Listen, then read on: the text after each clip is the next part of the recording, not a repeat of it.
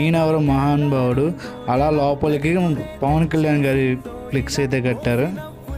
అబ్బబ్బబ్బబ్బా ఏమున్నాయండి అరిటాకులు, అరటి చెట్లు మాత్రం చెప్తున్నా కదా.